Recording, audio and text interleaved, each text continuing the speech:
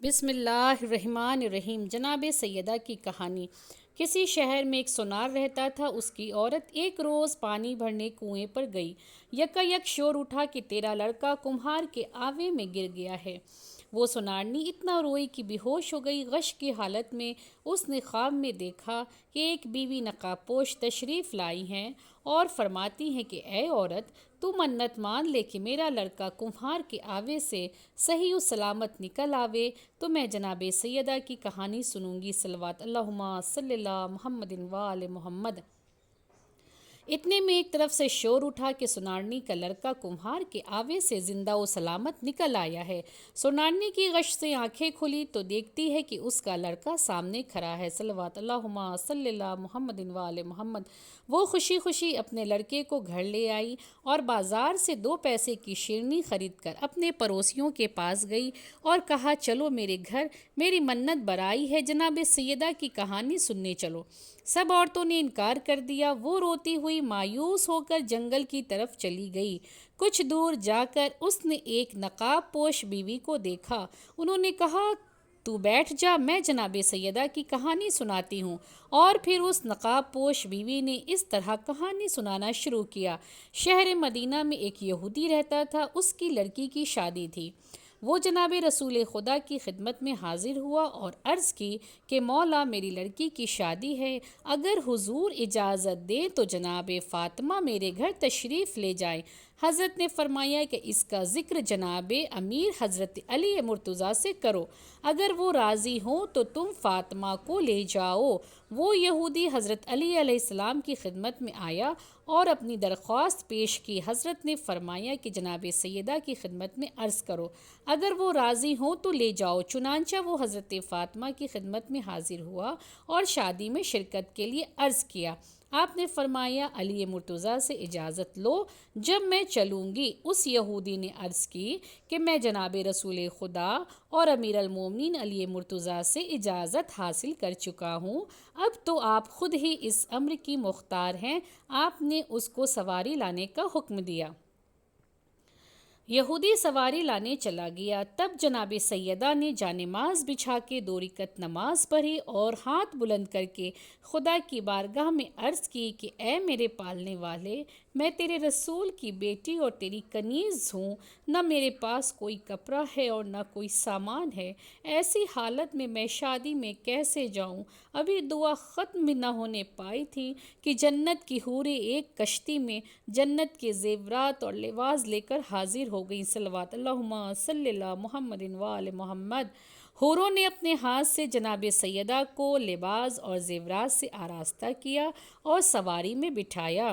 جیسے ہی جناب سیدہ اس یہودی کے گھر پہنچی تو آپ کے نور سے اس کا مکان اور خوشبو سے معطر ہو گیا اور جتنی یہودی عورتیں تھیں سب بے ہوش ہو گئیں۔ آپ اس حجرے میں تشریف فرما ہوئی جس میں دلہن بیٹھی تھی۔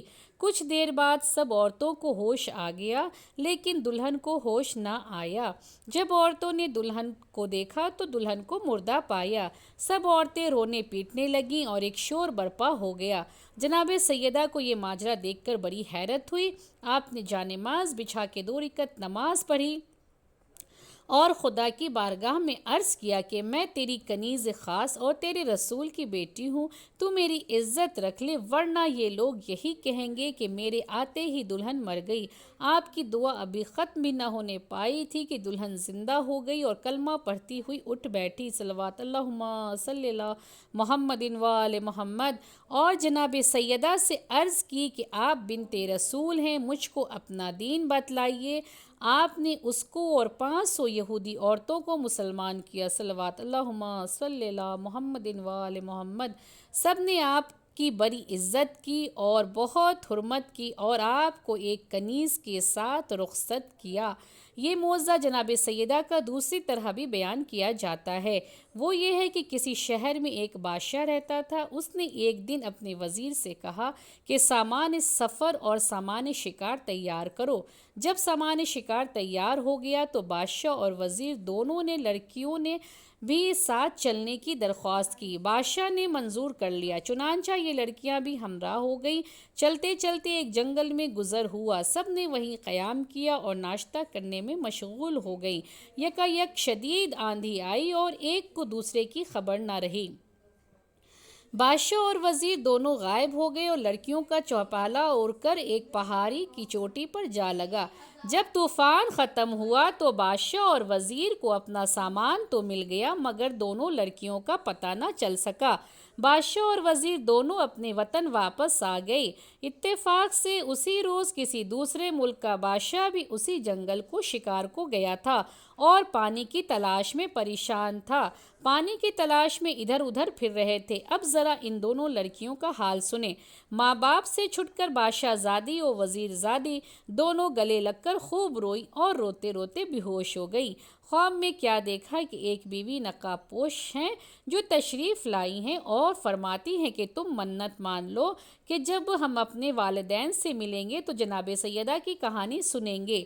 دونوں لڑکیاں جب ہوش میں آئیں تو دونوں نے منت مان لی۔ پروردگار مسبب الاسباب، وہ سپاہی جو پانی کی تلاش میں گیا تھا جب پہاڑ کی چوٹی پر پہنچا تو کیا دیکھتا ہے کہ وہاں دو لڑکیاں وہاں رو رہی ہیں اور ان کی حالت بہت خراب ہے۔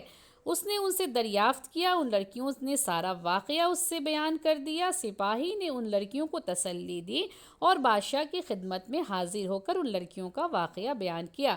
بادشاہ نے فوراً نوکروں کو بھیج کر لڑکیوں کو بلوا لیا اور بادشاہ نے بڑے آرام سے ان لڑکیوں کو رکھ لیا۔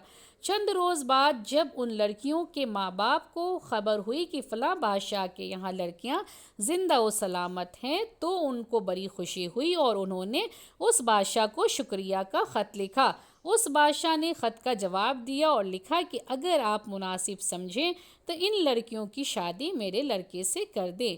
ان لوگوں نے منظور کر لیا اور وہ دونوں لڑکیاں وہاں سے رخصت ہو کر اپنے ماں باپ سے ملی۔ سب نے خدا کا شکر ادا کیا مگر یہ لڑکیاں خدا کا شکر کرنا بھول گئیں۔ کچھ دنوں بعد دونوں طرف سے شادیوں کے انتظامات ہونے لگے اور تاریخیں مقرر ہو کر دونوں کا عقد ہو گیا اور یہ بڑی دھوم دھام سے رخصت ہو کر اپنی سسرال پہنچ گئیں۔ اتفاق سے جہیز کا ایک لوٹا پانی سے بھرا ہوا دروازے پر چھوٹ گیا۔ ایک سپاہی کو حکم ہوا فوراً جا کر لوٹا لے آئے۔ سپاہی جب پہنچا تو کیا دیکھتا ہے کہ نہ وہاں محل ہے، نہ تخت ہے اور نہ بادشاہ اور نہ کوئی سامان، صرف ایک میدان ہے اور وہاں ایک لوٹا رکھا ہے۔ سپاہی حیرت زدہ تھا کہ یہ کیا ماجرا ہے۔ بہرحال سپاہی نے چاہا کہ لوٹا اٹھا لے، فوراً ہی وہ کالا سانپ بن گیا اور اس سپاہی کو کاٹنا چاہا۔ یہ خوف زدہ ہو کر پیچھے ہٹا اور بھاگ کر اپنے بادشاہ کے پاس آیا اور واقعہ اس سے بیان کیا۔ یہ تمام باتیں سن کر بادشاہ کو غصہ آیا اور لڑکیوں کو بلا کر کہا تم لوگ جادوگر ہو، بتلاؤ یہ کیا ماجرا ہے اور تمہارے والدین کہاں ہیں؟ لڑکیاں حیرت زدہ ہو گئیں اور جواب نہ دے سکیں۔ بادشاہ نے ان لڑکیوں کو قید کر دیا اور کل تم کو قتل کر دینے کے لیے جلاد کے حوالے کر دوں گا۔ قید خانے میں وزیر زادی نے شہزادی سے کہا نہ جانے ہم سے کون سی خطا ہو گئی جن کی وجہ سے ہم اس مصیبت میں گرفتار ہیں اور ہمیں کل قتل کر دیے جائیں گے۔ یہ دونوں گریہ و زاری میں مشغول ہو گئیں اور خدا سے دعا کرنے لگیں۔ روتے روتے ان کی آنکھ لگ گئی۔ خواب میں کیا دیکھتی ہیں کہ وہی نقاب پوش بیوی آئی ہیں اور فرماتی ہیں کہ تم نے جناب سیدہ کی کہانی مانی تھی، نہیں سنی، یہ اسی کا عذاب ہے۔ لڑکیوں نے عرض کیا میں آپ پہ قربان جاؤں، یہ بتلائیے کہ ہم قید خانے میں شیرنی وغیرہ کا انتظام کیسے کریں؟ آپ نے فرمایا صبح تمہارے آنچل سے 2 پیسے گریں گے، اس کی شیرنی منگوا لینا اور کہانی سننا۔ چنانچہ صبح کو ایسا ہی ہوا۔ لڑکیوں نے شیرنی منگوا کر کہانی سنی اور اپنی غلطی کی رو رو کر معافی مانگی۔ بادشاہ نے صبح کو جلادوں کو بلا کر حکم دیا کہ دونوں لڑکیوں کو قتل کر ڈالو۔ جب وہ جلاد لڑکیوں کے پاس آیا تو انہوں نے کہا کہ ہماری طرف سے بادشاہ کی خدمت میں عرض کرو کہ ہماری چند باتیں سن لے، اس کے بعد ہمارے قتل کا حکم دے دے۔ جلاد نے جب بادشاہ کی خدمت میں یہ پیغام پہنچایا تو وہ خود لڑکیوں کے پاس آیا اور لڑکیوں نے رو رو کر عرض کیا کہ غریب پرور، جب ہم آندھی سے اڑ کر پہاڑ کی چوٹی پہ پہنچے اور روتے روتے بے ہوش ہو گئے تھے تو ایک نقاب پوش بیوی آئی تھی اور انہوں نے فرمایا تھا کہ تم جناب سیدہ کی کہانی مان لو، اپنے والدین سے ضرور ملو گی۔ ہم لوگوں نے منت مان لی تھی، مگر اپنے والدین سے ملنے کے بعد ہم لوگ کہانی سننا بھول گئے۔ یہ اسی کا عذاب تھا۔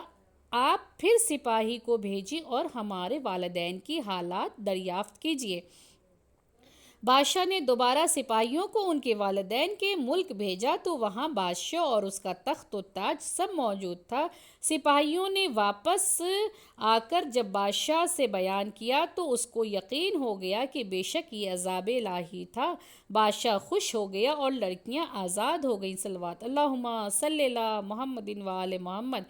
یہ کہانی وہ برقع پوش معظمہ سنارنی سے کہہ کر غائب ہو گئیں، اور جب سنارنی اپنے گھر آئی تو کیا دیکھتی ہے کہ ان پڑوسیوں کے گھروں میں آگ لگی ہے جنہوں نے جناب سیدہ کی کہانی سننے سے انکار کر دیا تھا۔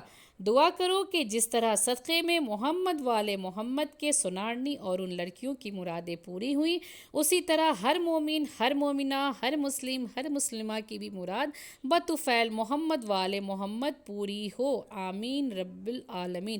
اللہم صلی اللہ محمد والے محمد۔